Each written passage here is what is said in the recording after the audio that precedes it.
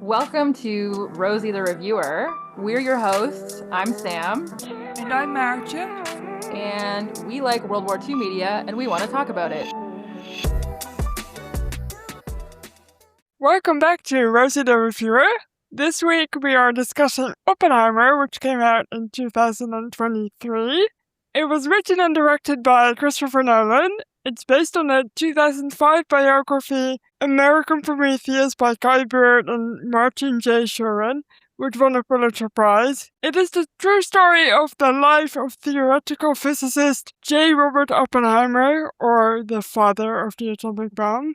It was nominated for 13 Academy Awards and won 7 of those, including Best Picture, Best Director, and Best Actor. And I watched 3 documentaries because I'm crazy. I watched one called Oppenheimer, The Decision to Drop the Bomb, which came out in 1965. I watched The Day After Trinity, which came out in 81. And I watched The Trials of J. Robert Oppenheimer, which came out in 2008. And today we are joined by guest co-host George, and it's been a while, so welcome back, George. Thank you. It's good to be back. Missed you. Missed you too.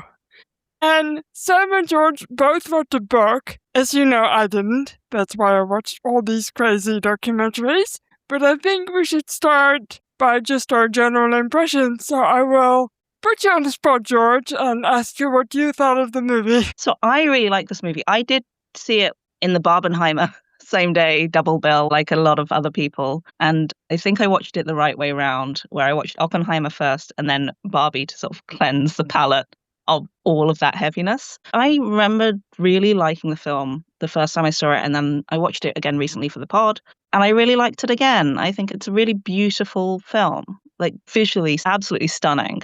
And then it's got some of my absolute favourite people in it. Who are they? Tell me about your favourite people, please. Who are they? Obviously, I've got Cillian Murphy, who's one of the finest actors ever to exist. And then it's got everybody in all of the roles. You've got Scott Grimes from Band of Brothers, whom I love. Jack Quaid as Richard Feynman, who I was obsessed with as a child for some unknown reason. Rami Malek turns up. Like, everybody is in this movie. And it's absolutely incredible that it's quite difficult to see them as themselves. Like, everybody's doing an incredible acting job as well. I'm going to take it from there because I also want to say I thought Robert Downey Jr. was really good as sort of the villain of the story. And he looks kind of ridiculous, but he plays it so well. So I thought he was really good as well. I really liked the movie as well. I liked it the first time I saw it. I did see it in the cinema, didn't see Barbie at the time. Was kind of sort of attacked by a wall of noise in the cinema. I didn't like that very much. But I did like the movie then, and I did like it again when I watched it for the pod, so it holds up really well. Even knowing all the sciencey things from documentaries and things you read and all the context, I think the context almost makes it better even the second time. So I enjoyed that quite a bit. How about you, Sam? Yeah, I think that Christopher Nolan is one of the great filmmakers of the age for a reason. A lot of the actors who worked in this movie took a substantial pay cut to be in it, and you can tell they're all acting their asses off. They all really want to be there. I saw it in the IMAX. So when the big explosion happens, it filled the room. It was huge. And this movie was a whole cultural phenomenon. I think deservedly.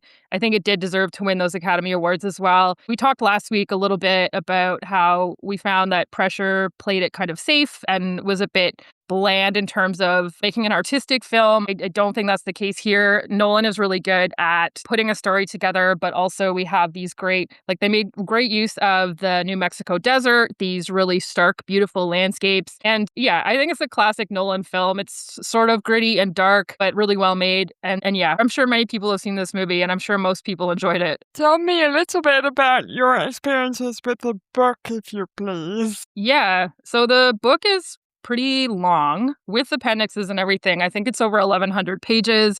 Before all of the appendixes, it's about 900 pages.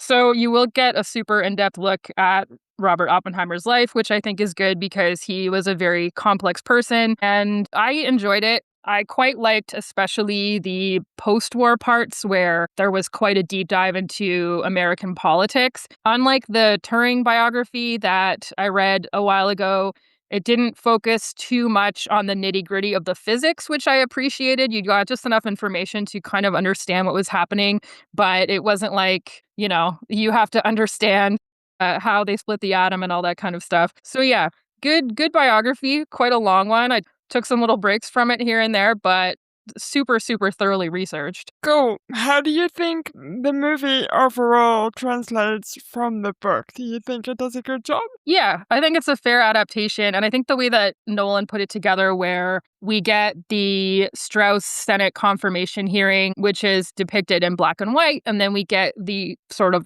earlier timeline depicted in color, does a really good job of pulling the narrative together. I mean, so much of what the remainder of his life was like was just colored by his political affiliations before the war.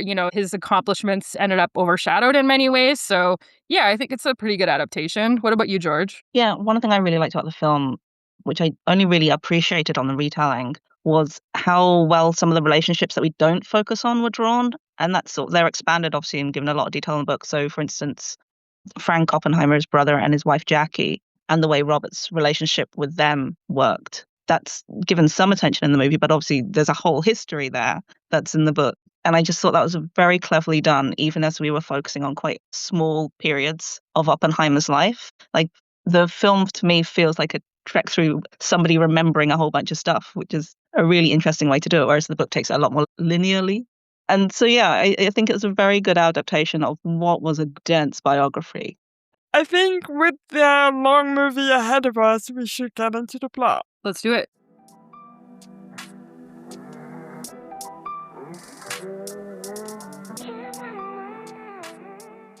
We get a brief first look at a young J. Robert Oppenheimer, played by Cillian Murphy, and the explosion that would make him famous. And then there's an opening card that says, "Prometheus stole fire from the gods and gave it to man.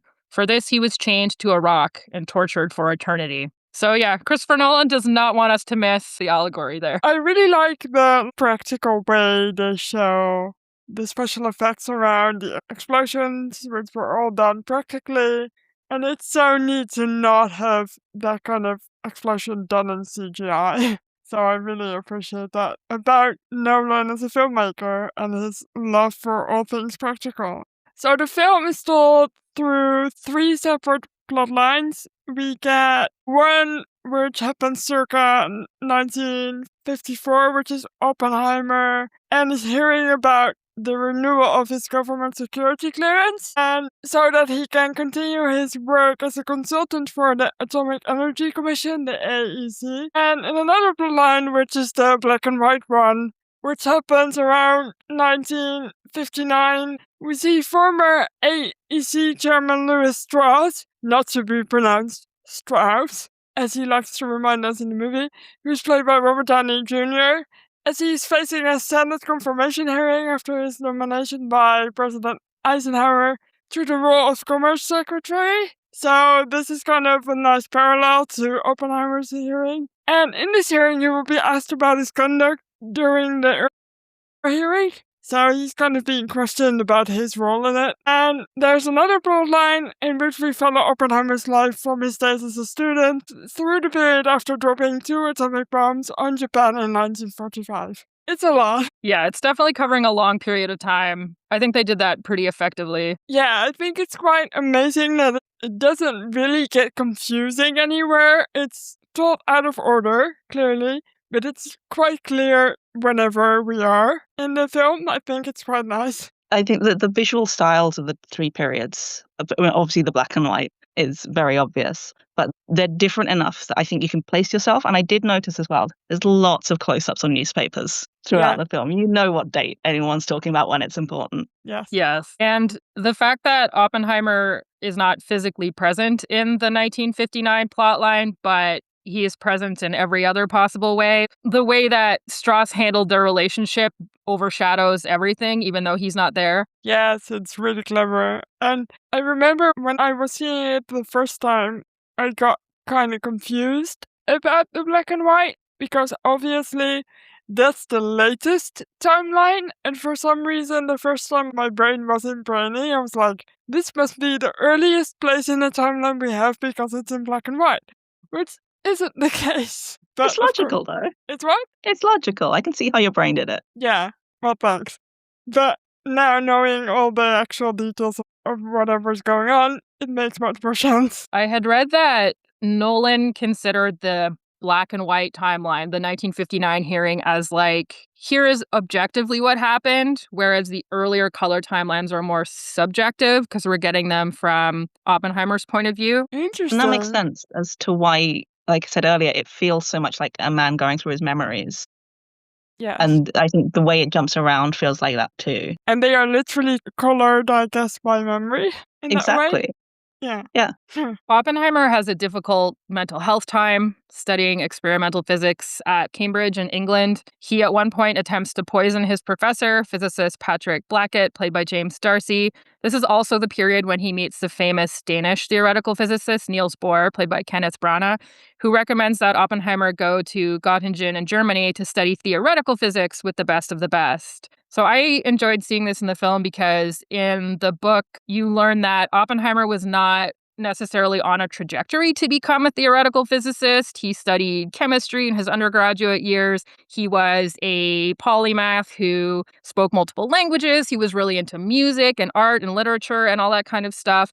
And he sort of drifted into theoretical physics simply because he was not good at doing practical lab work on the experimental side. He also wrote terrible poetry, which is in one of the documentaries, and it just made me unimpressed. I was like, okay, finally something that's not impressive about J. Robert Oppenheimer. Everything else is impressive, but not his poetry. I think I remember texting you at the time I read it in the book. I was like, one thing he was not good at is not a poet. Well, he's got to get those feelings out somehow, I guess.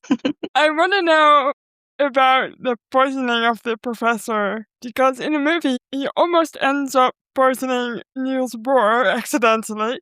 Did this actually happen? So he did not accidentally poison Niels Bohr. That was some artistic license there. He was extremely depressed during this period. A lot of his friends were saying that they didn't think he was doing well. And then when he tried to poison this professor, I believe he did go back and get rid of the apple that he had poisoned, so it didn't end up happening. But somehow, I think he was in therapy at the time, and he told his therapist that he tried to poison the apple, and the therapist wasn't sure whether that was a true story thing. I mean, it's pretty dicey either way. Yeah, for sure. So, for the sake of this podcast, we are not telling the movie plotlines in order of the movie. We're trying to get through this, and it's quite confusing. So, don't expect us to be like linear in terms of the movie. But at Strauss's Senate confirmation hearing in 1959, he states that he and Oppenheimer met at Princeton in 1947 when Strauss recruited Oppenheimer to be the director of the Institute for Advanced Study at Princeton, as well as chairman of the General Advisory Committee at the AEC. This is also the time when Oppenheimer encounters Albert Einstein, played by Tom Conti, and Strauss gets pretty upset because he thinks that Oppenheimer and Einstein were talking about him, and Einstein soured on him because of that. And we find out later that that's not exactly the case. Strauss at his hearing is asked what he knew about Oppenheimer's past at the time when he hired him in 1947, including any possible involvement with the Communist Party before the war. There was a long chapter in the Oppenheimer biography about whether or not he was ever a card-carrying member of the Communist Party. And it just got to the point where I was like, I mean, obviously I don't live in the context that they lived in, but I'm like, who cares? You know? This is in the Great Depression where capitalism has taken a massive faceplant. They're seeing many of their countrymen out of work and they're not able to feed their families. So a lot of people are like, is this the best possible system that we can live under? And then during the Spanish Civil War in the late 30s, a lot of people were on the side of the anti-fascists and they would donate money to them via the Communist Party. So being a member of the Communist Party in the 1930s, I think was quite different from being a member of the Communist Party during the Cold War, when a lot of people perceived that if you were a member of the Communist Party, then you necessarily must be allied with the Soviet Union. So yeah, there's quite a lot of discussion in the book about whether or not he actually joined the party. apparently the FBI couldn't find anything on that, so I'm guessing he wasn't. But yeah, just in terms of movie making again, this scene with Einstein is one of Christopher Nolan's little magic bits where you don't know what's been said as a viewer and you kind of have to wait until the very end of the movie to figure that out. And it's the kind of thing that Nolan does that creates a mystery that you almost forget about for the rest of the movie, and then at the very end, he reminds you that that was a little thing that was still hovering over everyone's head. And I love that about Nolan. Yeah, I like the inclusion of Einstein too because he did live at Princeton for a while and Oppenheimer did know him. It was this weird era of overlap where Einstein was obviously quite famous for the theory of relativity, but a lot of the newer physicists viewed him as a bit out of touch because he didn't believe in quantum physics because you couldn't prove it. And so a lot of the younger guys, you know, the Oppenheimers of the world were like, yeah, we respect Einstein, but we think he's really behind the times. Yeah. Oppenheimer became his boss, I think, for a while, which is a funny thing to think about if you're like Einstein and you're like the biggest guy ever and then Oppenheimer becomes your boss. At Oppenheimer's security clearance hearing in 1954, he explains how in the 1930s he met Isidor Isaac Rabi, played by David Krumholtz, a fellow physicist and lifelong friend who would go on to work as a consultant on the Manhattan Project and defend Oppenheimer at his hearing. Oppenheimer also describes how he met Werner Heisenberg, played by Matthias Schweighofer, who would go on to work on the German atomic energy project during the war. Oppenheimer soon starts to teach physics at Caltech and Berkeley in California, and he was essentially the person or one of the people who brought theoretical physics to America. He started that department, essentially. I just want to call out David Krumholtz. I think he's great in this movie, and he's such a gentle voice compared to all the very serious scientists, and he feels like a real friend to Oppenheimer compared to everybody else. Yeah, he's a wonderful actor. I think he's been very underrated in his career. Yes. Another thing about the hearing scenes in general, Oppenheimer is so deflated in this whole storyline. It's such a clear distinction from the time he's working on the atom bomb to then being at this hearing where his life is being picked apart. And he's kind of letting it happen in a way, and I think his wife Kitty also kind of accuses him of letting it happen and being like, are you trying to punish yourself? And it's so well acted, like Cillian Murphy's great. One of the things that I think is wild too is that you might see this movie and him meeting all of these well-known famous physicists and be like, oh, they're just including these people because they're famous. But it's like, no, he did know all of these people. He did work with them all. And they all have a Nobel Prize. They all have a Nobel Prize except him. Another thing really quick, if you want to learn more about Werner Heisenberg, we did mention him in another episode called The Catcher Was a Spy. So we talk about him there. So if you want to learn more, there's more on that. Oppenheimer meets physicist Ernest Lawrence, played by Josh Hartnett, if you ever wondered where he went. He showed up for this movie, who works in the practical experimental sides of the physics department, and he's building an electron accelerator. We see Lawrence's political stripes very early when he insists to Oppenheimer that he keep politics out of the lab. Oppenheimer has been hosting these gatherings for his students and faculty around labor organizing, gatherings that are clearly being surveyed by the FBI, as are many other things. And Oppenheimer has also been sending money to anti-fascist fighters in Spain. Yeah, it's pretty wild to think about how much of Oppenheimer's life that he spent under surveillance by the FBI.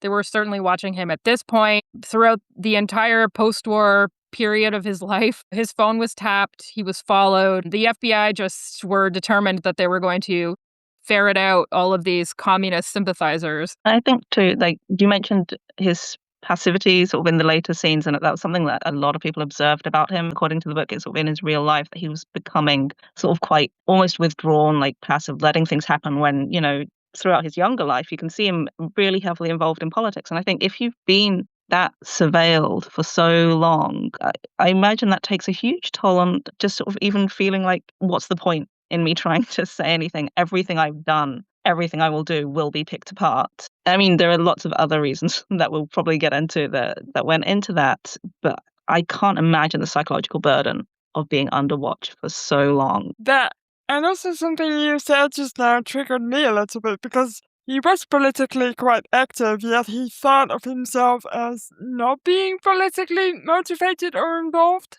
for a long time, which I thought was an interesting thing to say, being Oppenheimer doing the things he was doing. Think there's a lot of people who would make the difference between not being politically engaged, as in I'm not directly involving myself in politics, not being a card carrying any member of anything, not committing to organizations, and being politically involved in supporting causes, involving myself in organizations and things, but not like saying I'm a member of this organization rather than I support their ideals or I support their activities. That And I makes think sense. possibly that's the distinction that we're talking about here. What also surprised me, and I got this from the documentaries, I'm sure it's in the book, that he didn't read newspapers and he didn't engage very much with the outside world until later in life. I was like, that sounds familiar. That sounds like me. I didn't care very much at all until I was older. But I would have almost expected Oppenheimer to be very involved with the world, but he really wasn't until later in life. Yeah, and there's also the fact that the most significant thing that he did in his life is deeply political. The fact that he developed the atomic bomb and that fundamentally changed the existence of humankind forever in so many different ways. And just to say that you're not political when you're the man who started the atomic age. When we covered Empire of the Sun, the author of that book described the dropping of the atomic bomb as the slow start to World War III. And so Mhm. everything that Oppenheimer did has shaped the subsequent 80 years and will continue to shape global policy in myriad ways, you know? Yes. Sam, I don't know if you have a quick answer to this, but can you, for our listeners, maybe explain what it means for him to be sending money to anti-fascist fighters in Spain? Right, yeah. During the late 1930s in Spain, there was a war between the anti-fascists and Francisco Franco's fascists for control of the country. And so many people, Americans and people who are not Spanish, got involved in the Spanish Civil War. We talked about this in our episode where we talked about Gellhorn and Hemingway, because Martha Gellhorn and Ernest Hemingway were both war correspondents during the Spanish Civil War and also communist supporters at different moments of their lives. And the anti-fascists were supported in many ways by the Russians. So a lot of Americans viewed people who had fought in the Spanish Civil War or who had contributed to anti-fascist causes during the Spanish Civil War. They thought that they were premature anti-fascists, and that if you were an anti-fascist during that era, then you were potentially secretly a communist, you potentially secretly sided with the Soviets. And so Oppenheimer is doing something by sending money over there to support the anti-fascist cause. He's doing something that a lot of us today would see as a good thing, but it definitely was something that came up later when his pre-war conduct was being reviewed. Yeah, so another thing that the FBI would have been looking at, and that's also going to come up again during his hearing. Yes. We're introduced to Oppenheimer's brother Frank, played by Dylan Arnold, who will also later find himself in hot water over communist affiliations. I believe both Frank and his wife were card-carrying members of the Communist Party, which dramatically impacted Frank's career. After the war, he had a hard time getting teaching jobs. He ended up running a ranch for a little while just to get away from all the surveillance and all of the stuff that was happening around his brother. And we also meet psychiatrist Jean Tatlock, played by Florence Pugh, who was an enduring romantic flame for Robert even after his later marriage. And we also are introduced to the New Mexico desert, a place for which Robert had an enduring affection and which he would later recommend as the location for the Manhattan Project. George, do you want to talk about how the people who already lived at Los Alamos were not consulted about the location of the Manhattan Project? You know that I do. You know that I do. So I think they mention it a couple of times in the film that there are some, I think the Indians do burial rites here or something, I think is the line. But there were people living there. There were people who had ranches there. There was a school there. There were obviously the local Native Americans. Like, they were displaced. And I think some of them got compensation later. But also, I believe that compensation, one, wasn't great. And two, there's a big disparity in who got it, right? There's a lot of inequality. And I know that when the film came out, there was a large, quite rightful outcry that this was just so completely glazed over, that we didn't focus any time on it. So to give that more detail, like in 42, the families were given like 2 days to pack up and leave. Can you imagine, the military turning up at your door and saying, get out. We're not telling you why. And then you just leave. And you leave your homes, your lands, and then you'll never be allowed back, which is what happened. And then actually the thought of, I've left my home, and then later I find out that something so massive and so horrific really has been happening there. Again, compensation notwithstanding, the psychological toll that must take on your families. That's wild to think about. Yeah, there's a line later on in the film, I think, where Oppenheimer's asked what he thinks is going to happen to Los Alamos now. And he was like, well, I guess we'll give it back to the Indians. And they were like, actually, no, we're going to actually keep building bombs down there. So in the documentary, they talk to one of the school children that just talks about the day when a bunch of bulldozers just showed up and no one knew what was going on. And then they also later talk to a rancher whose ranch was used as one of the shelters for the Trinity test. So he was also moved. And he was like, they didn't tell us why. We just had to go. So yeah, in some of the documentaries, you can listen to these people talk if you want to. I'll put all the documentaries on the website, by the way. They're all on YouTube. How do we think Christopher Nolan dealt with the character of Jean Tatlock? I think, in general, Christopher Nolan and women aren't the best combination, maybe.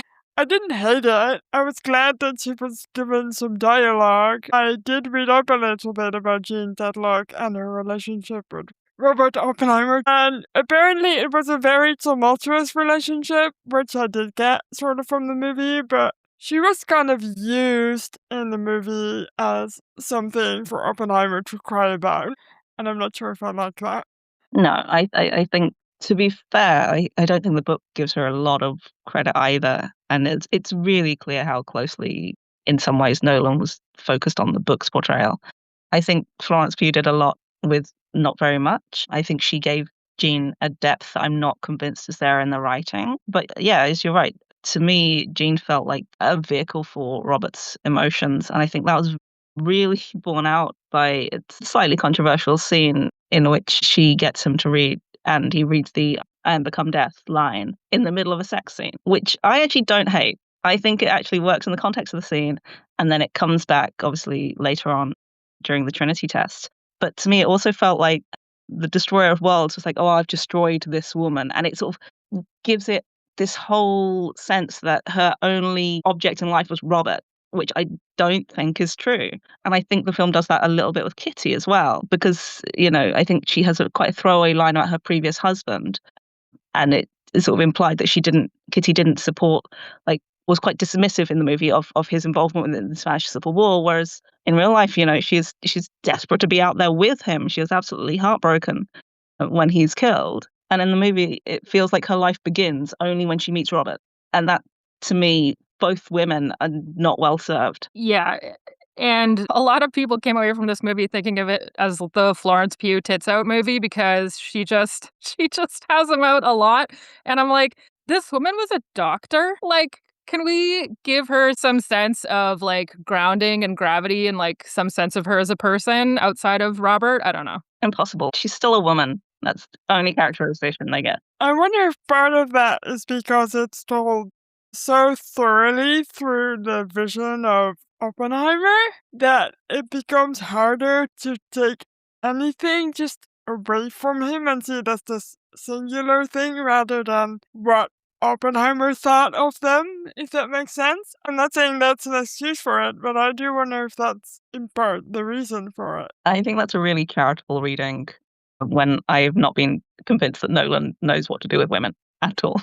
Any of his movies that I've seen. I mean, that's fair. I can agree with that as well. There is a little bit about Jean in one of the documentaries again, and in the movie, it kind of seems like she ends her life because of Robert Oppenheimer, but it's not that. And the documentary is a little bit more honest about why that happened. And it happened 6 months after she last saw him. In the movie, I kind of feel like it happens in succession almost, but it does not. So, to give her a little bit more credit, her life was not all about Oppenheimer. Yeah, and they were both people who had long-standing mental health issues. So I don't know that their relationship was helpful, but at the same time, she was battling depression, and a lot of that had nothing to do with him. I feel like Oppenheimer attracted or looked for people as broken as he was. In a way, like they kind of reinforced it within each other as well. Yeah, I think that our perception of Oppenheimer after the war is not really what he was like in his early life. I mean, he had a fairly happy childhood. His parents were fairly well off. He went to good schools. He was able to visit New Mexico every summer and stay at the ranch of a wealthy friend and go horseback riding. And then he was able to go study in Europe. So I don't know that he had that difficult of a life before he kind of started battling those mental health issues when he was away at university. Yeah, I don't know. I got the sense, again, from documentaries that obviously also have a point of view and tell you a certain story, but I got a sense that he was kind of sickly as a child and he was kind of awkward. And I think he suffered from being a very smart child as well. I think if you're that smart, you always kind of suffer socially, maybe. So I wonder if that also played a part. Yeah, I think one thing that Cillian Murphy does brilliantly in this movie is that he showed Oppenheimer as a very sort of magnetic personality without necessarily being a charismatic personality. Mm-hmm. So it's got that little contradiction. But yeah, he's got these women who are into him. He's got sort of circles of friends. He's doing all of this stuff. But there is still this strange sort of solitariness and awkwardness about him at the same time. It's really hard to get a read on what his actual personality was because he seemed to be so contradictory in so many ways, which is absolutely fascinating. It also surprised me, I think, that people described him as being so magnetic and that people just wanted to be around him. What I saw of him in the documentaries, I felt a little bit uneasy, but obviously I was not there, so I can't really tell. Sometimes people just have that kind of aura that kind of pulls people in. I guess he had. I think sometimes when people are super intense, there's this element of I want to see what happens next. That's really appealing. Yeah. We talked about this and we talked about Lee Miller too. Sometimes these people that are most fascinating to us, especially after their deaths, is the fact that we don't understand them very well and we want to. Yes. 1938 is when Germany splits the atom for the first time, and this causes a bit of an uproar. The American scientists are able to replicate this using Lorenz's particle accelerator. So they know this is a big deal. They also managed to then do it themselves. And then instantly every physicist knows that it is now possible to build an atom bomb. And around the time World War II begins, Robert meets his future wife. We've talked about her already. Kitty, played by Emily Blunt. And he soon has to tell Jean that he's gotten Kitty pregnant and that he intends to marry her. And he goes to see her and he's like, I want you to hear it from me. At Oppenheimer's hearing in 1954, he explains that he was against neutrality in the war initially, since the Soviets were fighting the fascists, largely all on their own on the Eastern Front. At the time, he was also helping to try and unionize the lab workers, which Lawrence informs him will only serve to keep him off the project, quote unquote. And wartime Oppenheimer resolves to reduce his involvement in left-wing causes so that he can join work on what he knows to be the atom bomb. This is when all the shit begins, guys. Yes, there is a part of the movie where Oppenheimer briefly mentions to someone, it's not your people that they're putting in the camps. And that's, I think, maybe the only reference we get to Oppenheimer being Jewish. And I think it's interesting. In the biography, he really didn't identify heavily with Judaism. His parents sent him to a sort of Jewish high school, but he never really, I think, wanted to make that a prominent part of his identity. And then, of course, a lot of the scientists that he's working with are Jewish. And actually, I do think they mention at one point the fact that in Germany, they're going to have a harder time because Hitler won't rely on any Jewish scientists, and he views quantum physics as the Jewish science. At the Strauss hearing in 1959, Strauss is asked why Oppenheimer's communist quote-unquote past wasn't an issue earlier when Oppenheimer initially received his security clearance to work on the atomic bomb. And then again when he went to work for the AEC. Strauss tries to pretend that he doesn't have any beef with Oppenheimer, but we see Oppenheimer making him look very stupid during the war at a hearing about exporting isotopes to Norway. A slight that Strauss clearly never really got over or forgot. This is a man with a really bad grudge. Yeah, and it's interesting that, all of Oppenheimer's supposed communist involvement happened either before the war or very early in the war. So when they were doing his background checks for him to work on the bomb and for him to go work at the AEC, they knew about all that stuff and they were like, yeah, it's fine. And they gave him the clearance anyway. So the movie really draws out that question of like, okay, well, all this stuff had already happened the last time you guys cleared him. So why did it become a huge issue when his clearance was up for renewal in 1954? I think it goes back to what you were saying about, when you're reading and you ended up like, I don't care if he was a card carrying communist or not. Even the narrative almost makes that point because it's like, well, at this point, what is the purpose of dragging all of this out and trying to do this? Who is benefiting from putting Oppenheimer through this? And obviously, the book and the movie have a very clear answer of Strauss is the one who's benefiting, and it's a very vindictive thing. I don't know enough about all the other reasons why this was happening, but I do think it is interesting that this is very much the personal slant on it. It's Oppenheimer being targeted because somebody got really pissed off with him. I also wonder, it's got to have to do something with his opposition to the hydrogen bomb, right? And the general call for legislation and for control, and America not wanting any control because they want to have all the control to themselves. There's an interesting section in the book where they were talking about Oppenheimer having been targeted in this way, sort of sent shockwaves through the scientific community because it was really a marker of like a scientist who, in expressing his views, has been so damaged and attacked and vilified by the government, by these hearings, that it's changed the way that scientists will always interact with the government and on the projects that are large like this. It's almost put a fear into them of like, I can't speak out of what I believe is true because I will not be able to work anymore. And I think we see that borne out in so many of the scientists who did speak out. They were, denied jobs, ones who were drafted at the time, people were sort of gotten rid of in various, completely legitimate ways, I'm sure. I'm not sure. That's not true. That's very sarcastic. It's a dangerous time to just express a view. And what is science if not about the truth and like proof and like, what is it if not that? Yeah, Oppenheimer would not have been dragged through the mud in this way if he had shut his mouth and gone home after the war. So it's very much like, oh, you want to continue to be involved in politics, then you will pay. Kitty gives birth to their son, Peter. It's clearly she's having a difficult time. She's drinking quite heavily. I think it's made clearer in the book that she emotionally abused Peter in many ways, and he went on to have a difficult life, I think, as a result of that. Oppenheimer even tries to offload their son on friend and fellow Berkeley professor Hakon Chevalier, played by Jefferson Hall, and this is an important character who will come up later.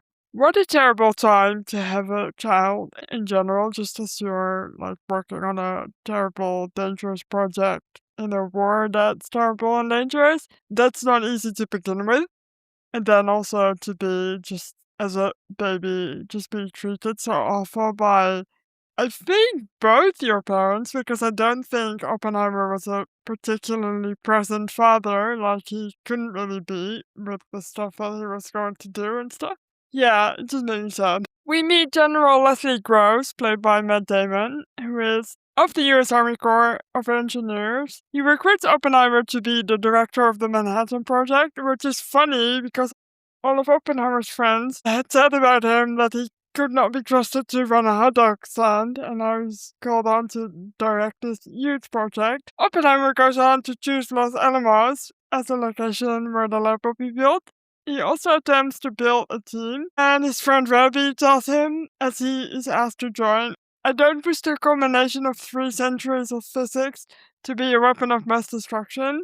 So Robbie knows what's up. Yeah, I did think it was funny that Oppenheimer was known for being a terrible administrator, and then he actually acquitted himself pretty well in that department when he went to Los Alamos. Like, he figured it out. But I also don't think that you could have made anyone else the director and had Oppenheimer working there, because he was I think he was just a guy who would have had to be in charge, I don't think he would have liked anyone else being in charge. Probably not.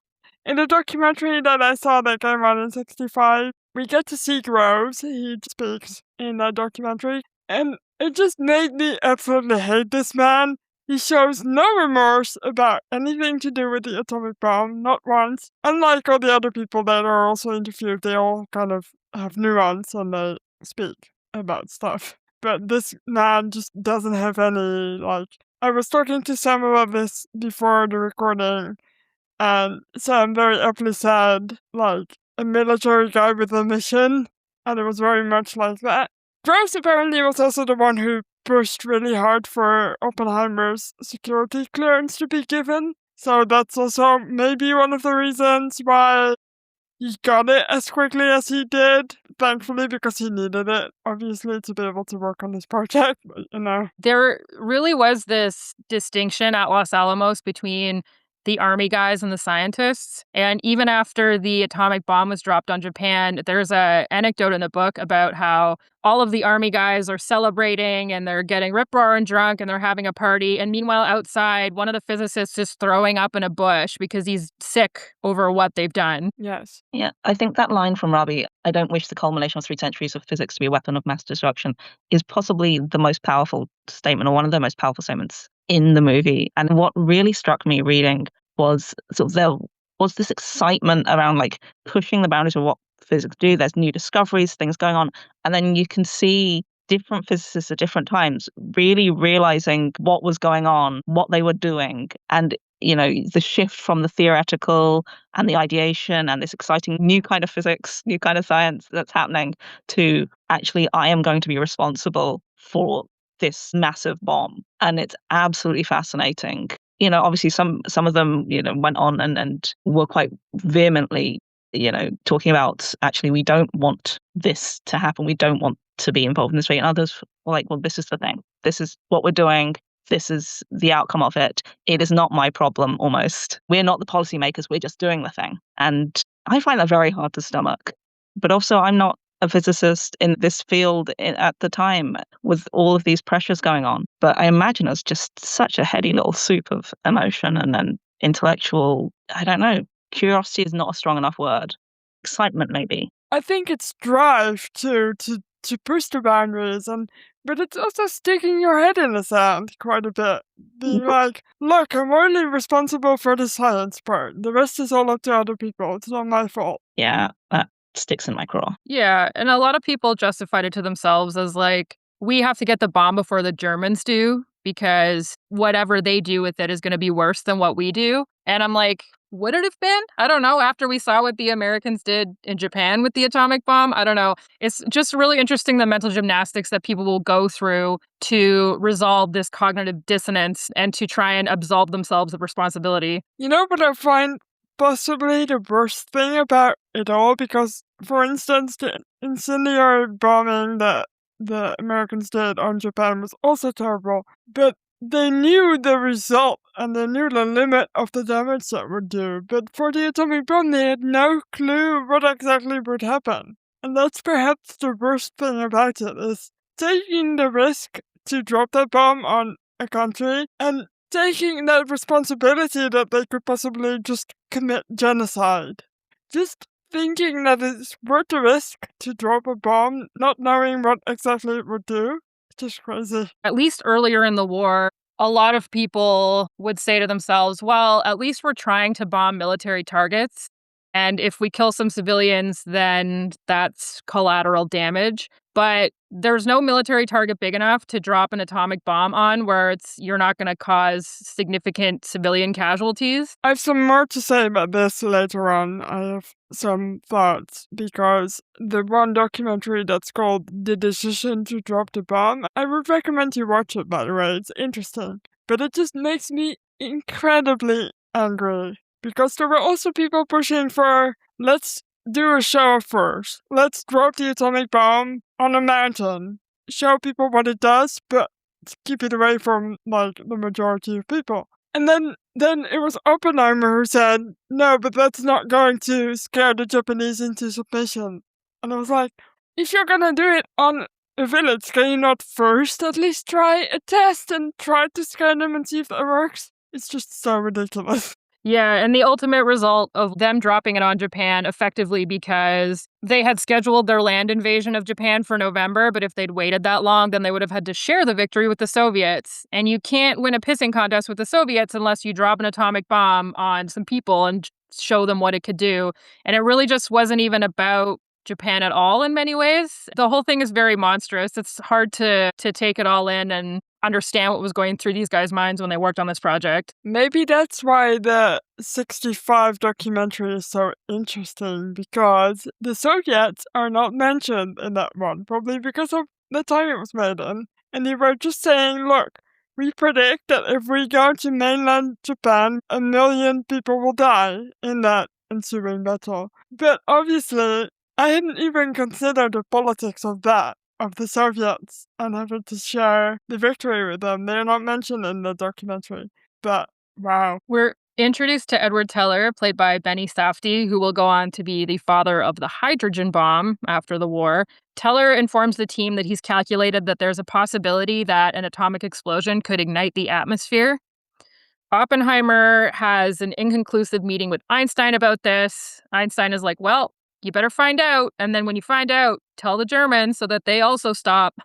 But by the time he gets back to Los Alamos, the director of the theoretical physics component of the lab, Hans Bethe, played by Gustav Skarsgård, tells him that Teller is very likely wrong. He's like, yeah, it probably won't ignite the atmosphere. Don't worry about it. It's ultimately difficult to get Teller to work on the calculations he's been asked to do for the atomic project because he's so focused on this hydrogen bomb thing. So Oppenheimer gives him the opportunity to focus on the H-bomb instead. And after the war, the two of them will ultimately be at loggerheads about this. Again, so many grudges. Teller, even after Oppenheimer's hearing, continued to badmouth Oppenheimer in scientific papers, and he pretty much made sure Oppenheimer never set foot in another physics lab again, and I don't think he ever did any physics anymore after his hearing. Yeah. Oppenheimer seemed to be one of those polarizing figures where the people who did not like him viewed the people who did as his followers kind of thing. They were like, oh, these people are in the cult of Opie kind of thing. By the way, the nickname Opie is such a chummy kind of nickname that doesn't fit his character at all. You're like, this is too cuddly for this person. Yes. I believe, though, that it comes from one of his Dutch friends called him Opie or something. And then it's just sort of got anglicized into Opie. So we can blame the Dutch for that one. Oh no, I'm sorry. I just also wanted to add that Teller is so sweaty in this movie. He's so shiny. Oh my goodness. And I'm like, they're in the New Mexico desert. He's probably really hot, but man, he's real sweaty. We're back at the Oppenheimer hearing in 1954. Oppenheimer is called to explain something that happened between him and Chevalier, where when they were having a dinner at Oppie's house, Chevalier mentioned that there might have been someone who would be willing to give information to the Soviets if Oppenheimer wanted to pass any on.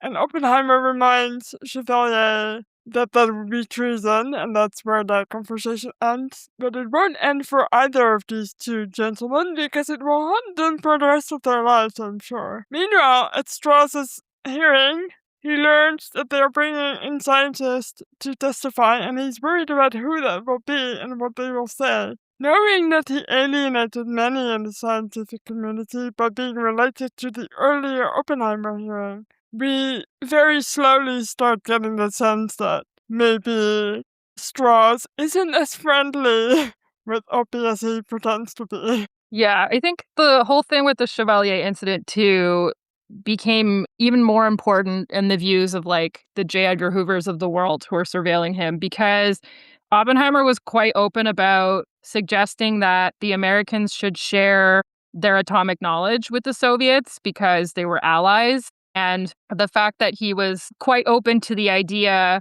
of passing this information along, he was like, yeah, well, we should do it through the correct channels. And they were like, wow, we shouldn't do it at all. So the fact that he was quite outspoken about that, I think, made this incident look much more sinister. Yes. And I also didn't necessarily realize that when Oppenheimer talks to the security guy about this, he records that conversation, and I don't think I realized that that conversation was recorded and transcribed as they were having it. When Oppenheimer was having his security clearance hearing later, the reason why he wasn't charged with treason and they didn't have an actual, criminal trial was because all the evidence, quote unquote, that they had against him was from illegal wiretaps, and none of that's admissible in an actual court. Yeah. So it was a kangaroo court instead. Kitty arrives in Los Alamos along with the other scientists' wives. They've built this whole little town around the base, and all of the wives are working as clerks and data entry and all that kind of stuff because they already have the security clearance, so why not? The atomic bomb team discussed the Halifax explosion, Canada mentioned, which was until that time the largest man-made explosion in history, and they discussed the merits of plutonium versus uranium versus hydrogen for the makeup of the bomb, and all of the plutonium and uranium will have to be processed, which will take some time. So they have these two bowls that they put marbles in. Every time some plutonium or uranium is processed, they throw like another couple marbles into the container. And once the container is full, they'll know they have enough material for a bomb. Someone who took Latin instead of science when I was at school, I really appreciated that visual. Like, I can understand that bit. I also can understand that bit. It does make it scarily playful, though, to me, to look at it in terms of marbles in a bowl and them all cheering when a marble gets at it. And it kind of gives me a weird feeling. Yeah. I think Yeah. that's good. I think that's quite powerful because I think that the weird feeling, I'm going to trust Nolan. That's exactly what he wanted to evoke, right? Of The fact course. that, this is not real until it very much is. Yeah.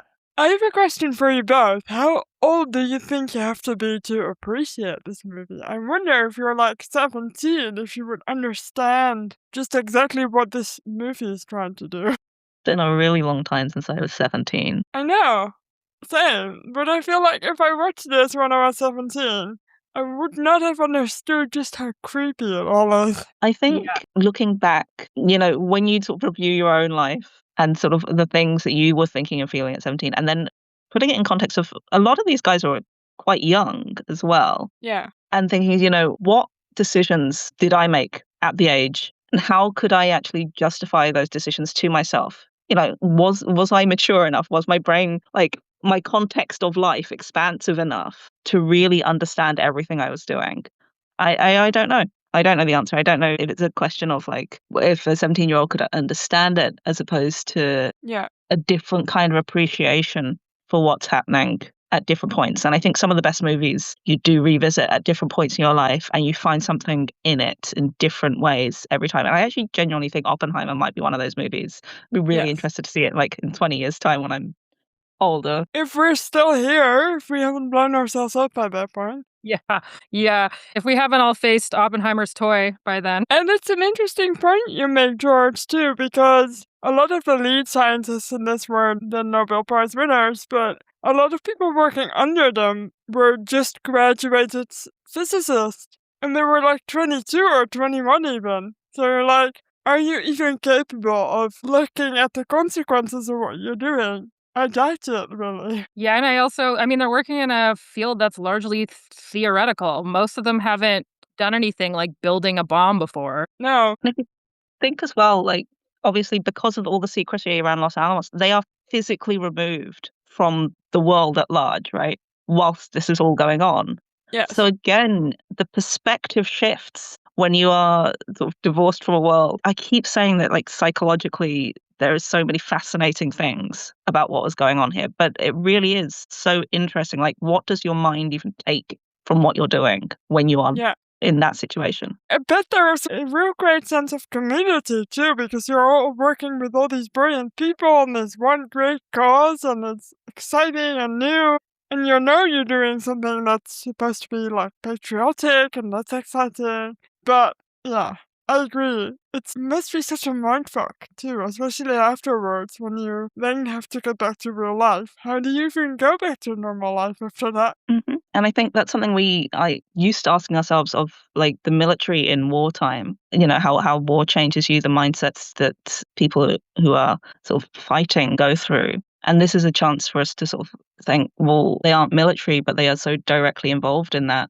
What are they thinking, feeling, going through? What changes them? And it's the same question that I think is why we will get very fascinated with war movies, war stories, and so on, war history. Yeah, they spend some time in the book talking about how initially Groves wanted all the scientists at Los Alamos to enlist. He wanted them to actually be in the military.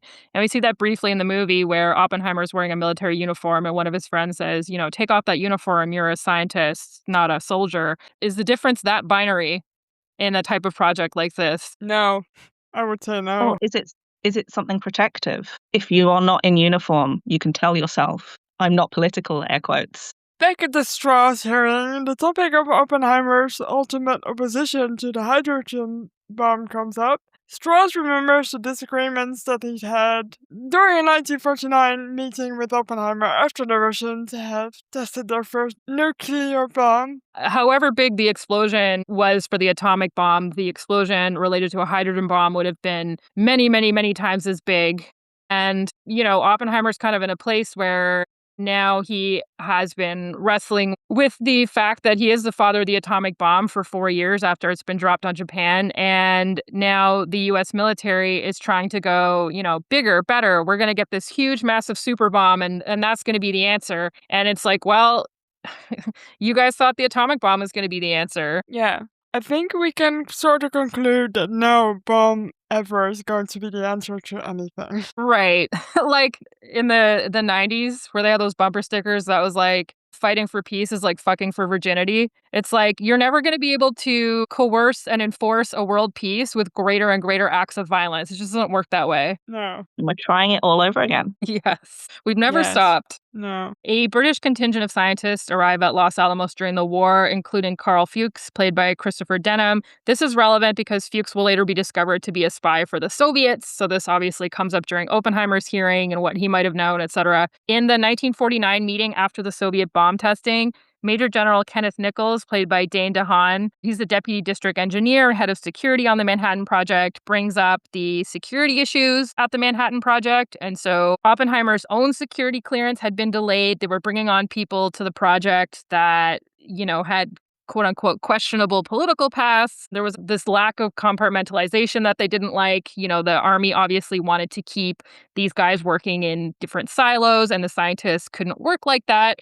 In this meeting, Oppenheimer wants arms talks with the Soviets, but Strauss is convinced that only by developing a super can the Americans, quote unquote, stay ahead of the Soviets. So the first time I watched this movie, I didn't understand what was happening here at the table when they were doing those talks. The second time I did understand, so that's your cue, I guess, to watch it again if you didn't understand it the first time. Yeah, this is when it starts to get all political, I suppose. Yes. It does help to look up some things as you're watching the movie or before, just to get a sense of what was going on politically, because if you don't know, then it's really quite confusing. I have to say, watching the movie again, having read the book, being able to sort of name who these people were and their relationships with each other, that obviously the movie can't go into because it's a 3-hour movie, it's not an 1,100-page book, really changed a lot of not my perspective on the movie, but my understanding of it, I think. Yeah, I agree. For the people who don't like reading, if you watch the 3 documentaries I watched in succession, you also get a good idea of what's going on. Man, and you know what? Dane DeHaan plays such a good, weaselly, mean-eyed little man. Oppenheimer visits Chicago, where Enrico Fermi, played by Danny DeFerrari, what a great name, and Leo Szilard, played by Matej Hauman, are working on a self-sustaining nuclear reaction, which is also part of the Manhattan Project. Szilard is one of the scientists who works on the Manhattan Project who was quite vocal about his opposition to actually using the bomb. And this part is notable, too, because Groves hits the roof when this happens, because this is Oppenheimer violating the compartmentalization protocol again. He's not supposed to go to the Chicago lab. He's not supposed to know what's going on there. I almost wish that Szilard was given a slightly bigger part in the movie, because you kind of almost forget him, I think. I had kind of forgotten this scene even though he's such an important voice against the bomb. So it would have been interesting to have a bigger part. And is he also the one we see with Rami Malek with the petition later? Yeah, that's him. That's him, right? Yes, right. That's what I mean. I kind of already forgot who's who, because there's so many. Oppenheimer sees Jean for the last time in 1943. Shortly thereafter, she dies by suicide. I think the way they depicted this was really effective. Oppenheimer also mentions the Chevalier incident to military intelligence officer Boris Pash, played by Casey Affleck, which turns out to be a mistake because Pash is like a dog with a bone with that thing. He is also freaking terrifying in this role. I don't know, I thought he was completely unnerving. I think that's kind of the point. And this is where Oppenheimer makes the mistake of trying to be very vague and also then making up a complete fabrication to kind of make it a believable story. And in the documentary about the trial, you hear his words as he kind of explains why he did it, and he calls himself an idiot for doing this. Because once you start lying, the bigger of a story you tell, the harder it is to get out of it. And it just makes it bigger and bigger and bigger. And obviously this was recorded and transcribed, and we'll come back to haunt him later. Bohr arrives at Los Alamos, but not to help with the bomb. He's concerned about what comes after. In 1949, Oppenheimer tries to convince Strauss of the need for world cooperation on atomic energy. Back in 1945, the war ends with Germany, and some of the scientists are unconvinced that they should continue to work on the bomb. But Oppenheimer believes that it is the path to permanent world peace, which it is not, as we've just discussed. Yeah, it's like just a wild thing to think. You know, if we're going to develop a weapon so big and bad that no one will ever start a war again, and it's like, do you not think the fact that you have a weapon that big and bad will be the cause of a war? And there is a scene where we see some of the scientists organize a bit of a meeting about whether or not they should continue to build the bomb. And Oppenheimer attends this meeting, and this happened in real life as well. This was an actual meeting. And the fact that Oppenheimer attended that meeting put a lot of pressure on that meeting and maybe made people a bit afraid to say what they really thought about it. So, not great. With the war with the Germans sort of coming to an end, that was another point where people got really confronted with what they were doing. Because if you're compartmentalizing, saying this is going to stop the Germans, this is what we're doing, and then suddenly that time has passed, what happens now? And it introduces a whole new set of uncertainties that you have to grapple with. And even if Oppenheimer is thinking ahead, they've got to sit there and try and figure out what he's thinking. And I did sort of get the sense from some of them that they weren't always sure what his position would ultimately end up being on any of this stuff. And that held true sort of later as well, where they would sort of think, okay, Oppenheimer's understanding my position because he was very good at understanding and synthesizing your position. And then taking that as is quite a natural assumption of like, and is supporting it. But actually, he wasn't supportive. And so in his communications with the government, with the military, he would be sort of more in favor of their point of view. And I think a lot of the scientists were beginning to grapple with that understanding as well. He definitely became quite conservative. He was far and away not the most vocal Los Alamos scientist after the war. And as you say, a lot of the scientists would approach him with their concerns and he would be like, yeah, I hear you. But then he would go have a meeting with these government higher ups and that would not be the position that he would express. I got the impression from the book that he was very concerned about remaining a Washington insider. He really wanted to continue to have input into the atomic energy projects. And in order to do that, he had to toe the party line in a lot of ways. And it even came to a point where like he's being interviewed by the FBI and he is name dropping former students as communists. Like, you know, he's so much still trying to stay a part of this inner circle. And that's a fantastic example of like why he's so polarizing, because you can take a sort of a very charitable view of that. Like if he's not on the inside, then he's on the outside, like, and he has no say, no chance of stopping anything, no chance of swaying anyone. But also there's the other view, which is he's being incredibly self-serving and he's making sure that he's on the inside by throwing all these other people under the bus. And I imagine the truth is somewhere within those extremes. But you can see why it was so easy for both his friends and his enemies to draw out their own narratives of who Oppenheimer was. And isn't that also the most almost cynical thing? No matter how hard he tried, no matter who he threw under the bus, in the end he was on the outside and he wasn't allowed to influence anymore. So it's easy to say with hindsight, really, but he was never going to be able to stop the progression of those bombs. The scientists begin preparations for the Trinity test. This is where they'll be testing the atomic bomb for the first time. Oppenheimer brings his brother Frank out to help out. Zillard tries to get Oppenheimer to convince Henry Stimson, played by James Remar, who's the Secretary of War, not to actually use the bomb on the Japanese, but Stimson insists that the Japanese won't surrender otherwise.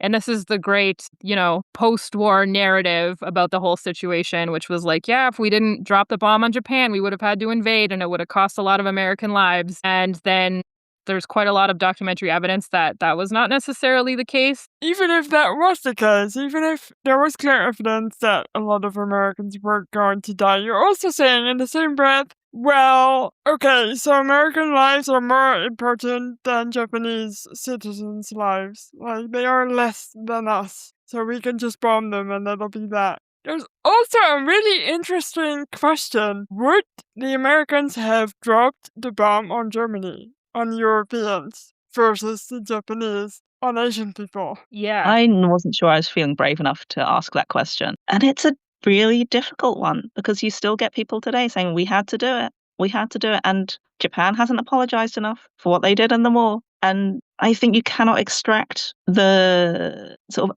an open discussion of what would have happened from a lot of active racism. I also think it's an impossible question to answer, really, because we're never going to know, but we do know that there was a lot of hatred toward the Japanese that was termed racism, and it did make me wonder, and I thought it was an interesting exercise for myself, at least to think about.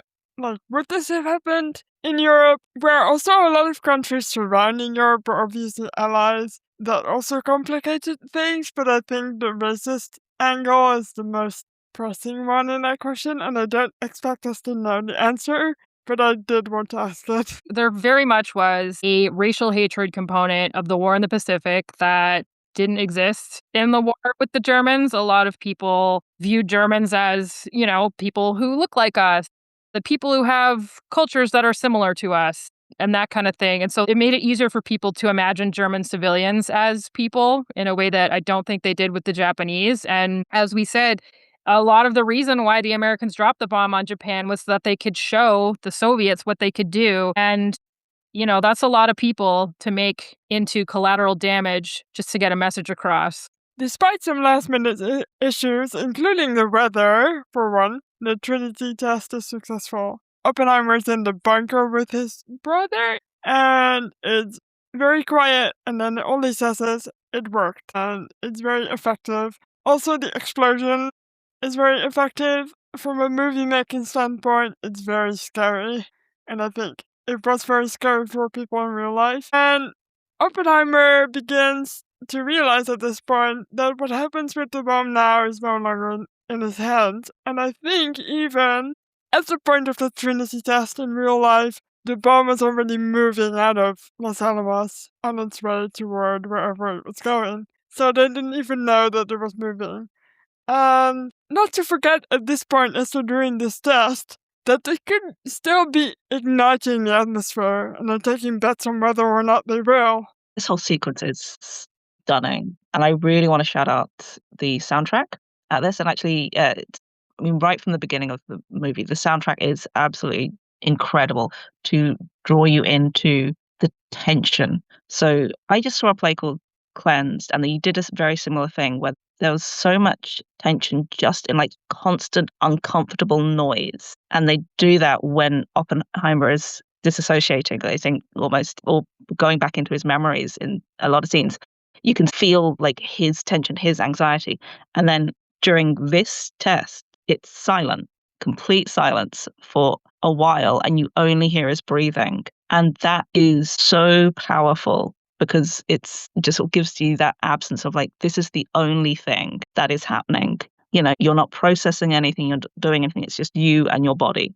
And then it slowly comes back in, and then you get sort of the realizations of what's happening, and then the aftermath and so on, and you can then come back into it. But that moment of silence is phenomenal. Yes, and it makes the ensuing sound wave crashing down on them so much more like violent almost. And it really does make that long moment of silence feel like the deep breath before the storm. Mm-hmm. Yes. Another thing you just mentioned about the soundtrack is really... The soundtrack uses something called the Shepard scale, which is a scale that makes sound is going higher and higher in pitch or lower and lower in pitch when it really doesn't. It's like an audio illusion, and it's incredibly unnerving. And that's what's used in the soundtrack all throughout. It's most famously, I think, in the opening song when we meet young Oppenheimer, but it's really effective in making everything feel really, really tense and uncomfortable. Soon after, as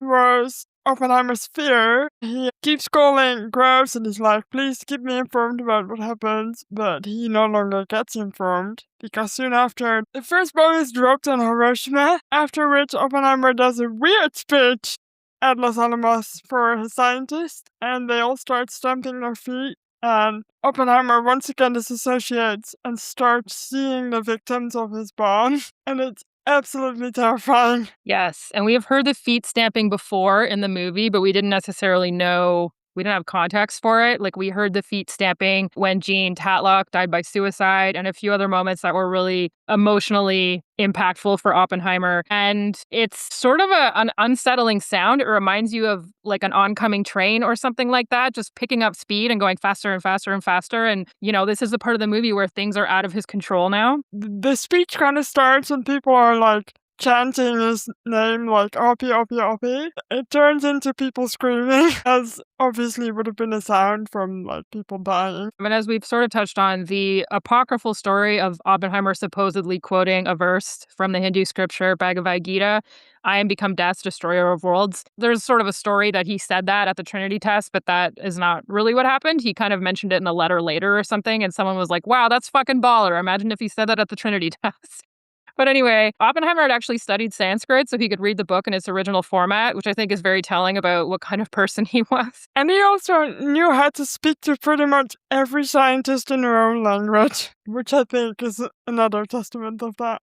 Oppenheimer has a meeting with President Harry Truman, played by Gary Oldman. Truman is convinced the Russians will never get the bomb. Oppenheimer makes a sort of emotional plea where he says he feels like he has blood on his hands. And after that, Truman calls him a crybaby. It basically destroys any relationship that they were going to have. Oppenheimer begins to advocate for transparency. He calls it candor, candor with the Soviets about nuclear energy, especially after Stimson admits that Japan was effectively defeated when the bombs were dropped. And at the 1954 hearing, Oppenheimer is asked about his post-war opposition to the development of the hydrogen bomb, which is viewed as suspicious, we've mentioned. And there is a moment here where at the Strauss hearing, they're having a little meeting. It's like Robert Downey Jr. and a couple of his guys who work for him. And one of those guys is sitting there just eating a bowl of soup, which made me laugh out loud when I first watched the movie because I was like, what an undignified meeting food.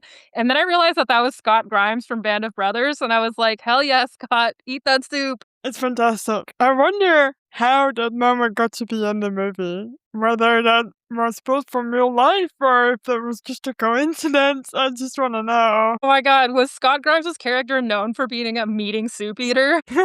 I'm definitely gonna tag Scott Grimes in our post about this when I eventually do it on Instagram and be like, Scott, tell me all about the scene. Yeah. What kind of soup was it? Like, we need to know the details. Was it good? To no one's surprise at this point, it turns out that Strauss was the one who instigated the security clearance hearing with Oppenheimer in order to destroy Oppenheimer's credibility so he wouldn't be able to influence atomic policy anymore. It's a great shitty move. We see the moments that clearly indicate the inherent unfairness in the Oppenheimer hearing, including how Teller and Groves are guided into saying they wouldn't improve security clearance today, as in the day of the hearing. Kitty appears at the hearing and acquits herself really well. She's kind of a badass, to be honest. Einstein tries to tell Robo to just quit the whole AEC advisory committee rather than putting himself through all this, but Oppenheimer in a way seems kind of convinced that he needs to stop her somehow, so he does. Yeah, and it also really feels like an ego thing. He could make this stop at any time just by resigning from the AEC, and he won't do it because he's determined that he's right and people are going to see that he's right. Funny, yeah, I got the real sense that he wanted to be punished for the horrible things he did. Yeah, maybe it's because I read the book where I'm unconvinced that Oppenheimer regretted building the atomic bomb. I think that in some ways he wrestled with it but I also think that he liked that he was part of that moment in history, and he liked that he was, so renowned for doing that. Yeah. I can also see this being just really well acted on Cillian Murphy's part. Like, it's so sort of resigned.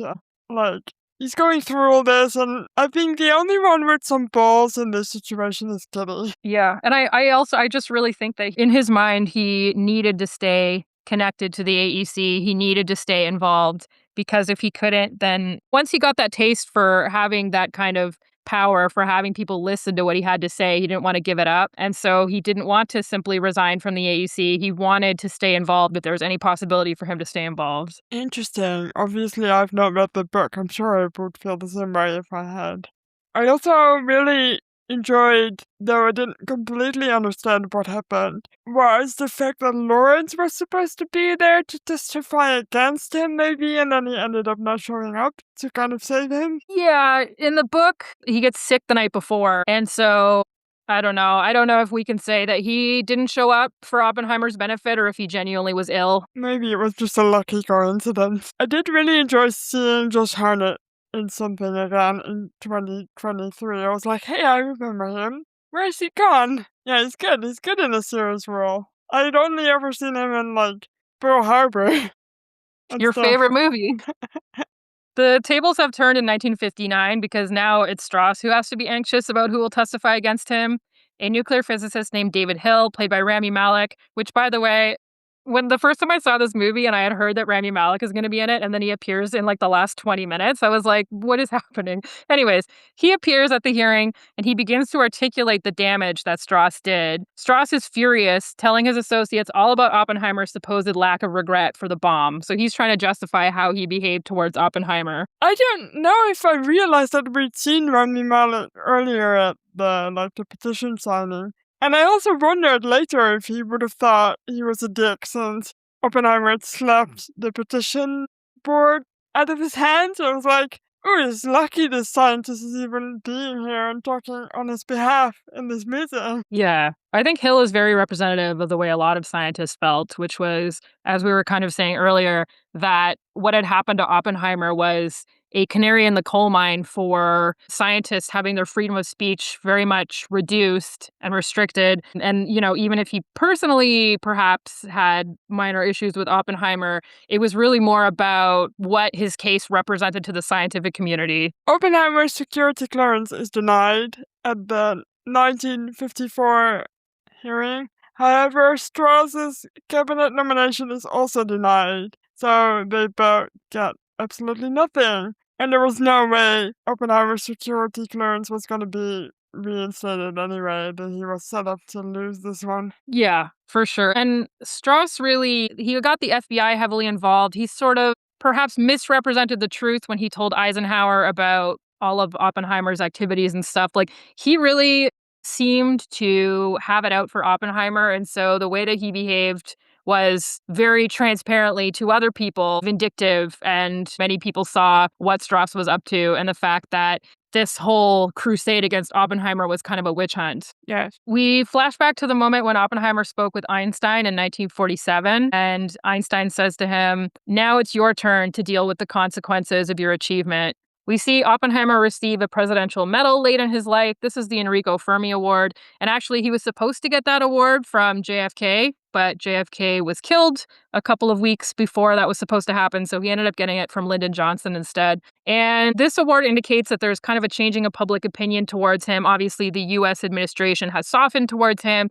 But we see him say in response to Einstein, where Einstein says something about destroying the world. And he says, "I believe we did," as in destroy the world. Very strong ending to the movie, I thought.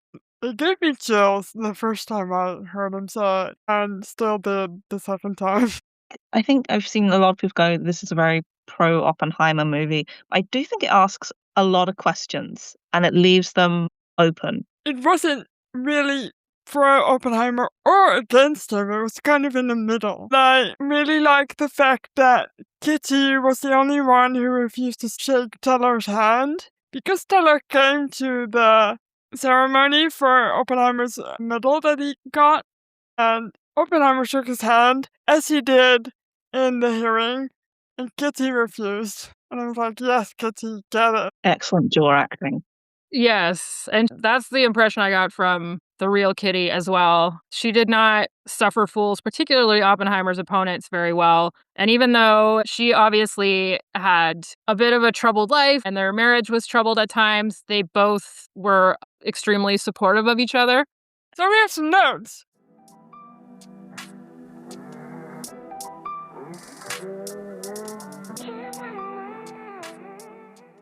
So, a postscript about the main characters. Oppenheimer died of throat cancer in 1967. He was an extremely heavy smoker. Even after he was diagnosed with cancer and he was getting radiation and everything, he gave up smoking cigarettes, but he would still smoke his pipe. So, yeah, made some questionable decisions.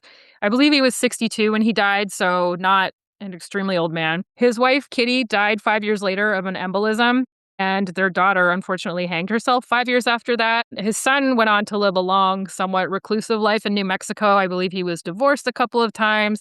I think both the kids had fairly unhappy childhoods. Yeah, I mean, it sounded to me from the book that both their parents were in different ways quite either neglectful or emotionally abusive to both of their children. And then to couple that, which is traumatic enough on its own, with this intense scrutiny where your own name is, has so much meaning to so many people. I am not surprised that his son took himself off to live a reclusive life. It's sad that sort of this was another destruction that he was responsible for, in some ways. Yes. Not totally on his shoulders, absolutely, but it did not sound like he was the best father. No, it's interesting to me that at least his son, which would have been Peter, I guess, went on to live in New Mexico, because apparently Oppenheimer did not really return to New Mexico again, not even to his beloved ranch. So I guess it kind of soured for him. So he and Kitty started to spend quite a lot of time at this tropical island called St. John. And their daughter lived with them there for a period of time, but their son never did. They just went on to live this fairly reclusive life on a beach. They went sailing and they hosted parties, but once Oppenheimer was out of the limelight, he was out. Oppenheimer's persecution for his one-time communist beliefs reflects the anti-communist hysteria in the United States at the beginning of the Cold War, known as the Red Scare. The famous figurehead here is Senator Joseph McCarthy. He became well known in 1950 for alleging that there was a Soviet spy ring within the U.S. government, attacking politicians and other public figures, even the president. He was also the prime instigator of the Lavender Scare, wherein gay public servants were persecuted and removed from their jobs. He was ultimately censured by the Senate for his behavior in 1954, one of the few U.S. senators ever to be censured. Strauss actually went out of his way to ensure that Oppenheimer's hearing stayed well out of McCarthy's hands because he believed that McCarthy's involvement would make the event into a circus that might garner public sympathy for Oppenheimer. You are too much of a cartoon villain for my villainy. Exactly. I try to be a low-key villain. We can't be having this cowboy out here. I guess that brings us to the end of our episode for today. We do have to rate this movie if we possibly can. Before we start rating it, I would like to remind you that you can follow us wherever you get your podcasts, and you can send this episode to a friend. Every time you send this episode to a friend, it gets just a little bit less weird to eat soup in a meeting. And now we have to rate it. Let's rate it pork pie hats out of 10, because Oppenheimer was known for wearing those. I love it. Can I go first? I will rate this movie 8.9 pork pie hats out of 10, because I think it's a fantastic movie. And I would like to watch it again after having seen all the documentaries. So then I will have the full knowledge and understanding. And having heard all of your smart commentary, I think I will be like next level universe understanding of Oppenheimer. So yay, this movie. I thought it was really good. I really enjoyed it. Someone else go next. Yeah, well, me too. I really enjoyed it. I'm gonna give it a 9 pork pie hats out of 10. I think it's a great movie. I think it's one of Nolan's best movies. I think it's one of Cillian Murphy's best movies, although there is, I don't think, any time when I've seen him give a poor performance in anything. It feels to me a lot more nuanced and challenging than I think sometimes it's given credit for as a biopic of Oppenheimer. I think it raises a lot of interesting questions about morality, about regret, and also about narrative and the way we remember things and the way we share things and the way we talk to people about things and the pictures that we paint of ourselves and our own histories. So it gets a point off because I don't think the women are treated very well in this film. But 9, I think, is a good score. It raises so many questions. It makes us think about things and talk about things, and it's good. Yeah, I think the scene where he's making that speech to the scientists at Los Alamos, and it's kind of eerie and unsettling because he's talking about it like the way that an army general would give an inspiring, rousing speech to his troops, you know? I bet the Japanese didn't like it and that kind of stuff.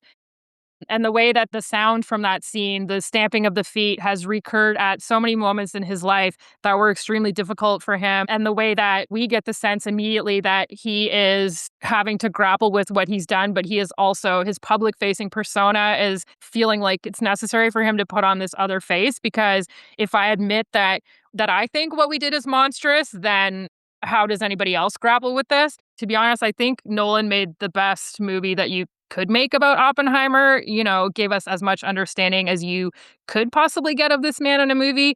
And so I will also give it 9 pork pie hats out of 10. I do wish that Nolan wrote better women, but I also think the entire rest of the movie is really a masterclass in filmmaking. I would like to backtrack and also make mine a full 9, because why was I giving it an 8.9? What's the point? You can go your own way. Yeah. But I've got no, reason for there to be a decimal off that 9. So, anyway, would anyone like to talk about anything they are reading, or are we kind of done with this episode? I'm reading a book called God Forgives, Brothers Don't: The Long March of Military Education and the Making of American Manhood by Jasper Craven. And so far, it's super interesting. I feel like I'm getting some insight into why America is the way it is. Ooh. That's going immediately on my list. I will reshare that reel that we found this book on our feed, because I feel like everyone needs to see that reel because it's just so funny. Basically, it's the subway takes guy, and this guy saying there's nothing more gay than American military, and in the comments, everybody who was ever in the military is agreeing. So it's a really wholesome comment section. That's George, cool. are you reading anything? Of course I am. So I'm reading a book called Velvet Revolutions, an oral history of Czech society, because I know very little Czech history. And so this book is capturing sort of oral testimonies and viewpoints of a lot of farmers, office workers, and so on about the Velvet Revolution of the late 1980s. In short, it was a sort of series of demonstrations and protests that brought about the end of the communist regime in what was then Czechoslovakia. Ooh, politics. I'm still reading Project Hail Mary. I've talked about this already. I'm also reading another book, which is Dutch, and it's for my book club, and I hate it. So I just wanted to complain about it for a second. It's by this author, and it's on lots of prize lists, and everybody thinks it's wonderful, but there's something about the writing that just rubs me the wrong way, because this is a person who can only talk in analogies and never say what they actually want to say, and it's driving me insane. But anyway, I'll stop being a Debbie Downer about books, and I want to thank you so much, George, for being back on with us to discuss Thank you this for having movie me at again. length. Yeah, this was a lot longer than I tried to be quite quiet this time. We didn't hire you to be quiet, George. Yeah, we didn't hire you at all. You're here for free. That's true. When am I getting paid for this? You're getting paid in stickers. No, I love it. I love it. And I'm so grateful to come and chat about this movie with you guys. Okay, with that said, I'm gonna close this off. Thank you again for listening to yet another episode of Rosie. You can follow us wherever you get your podcasts. Rate us 5 stars. Please do follow us on Apple Podcasts and give us a rating there and a review.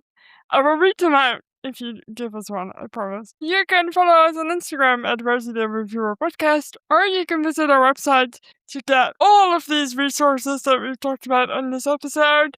And you can rate this movie with us as well. So please go visit the website, and we'll see you next week. Bye. Bye!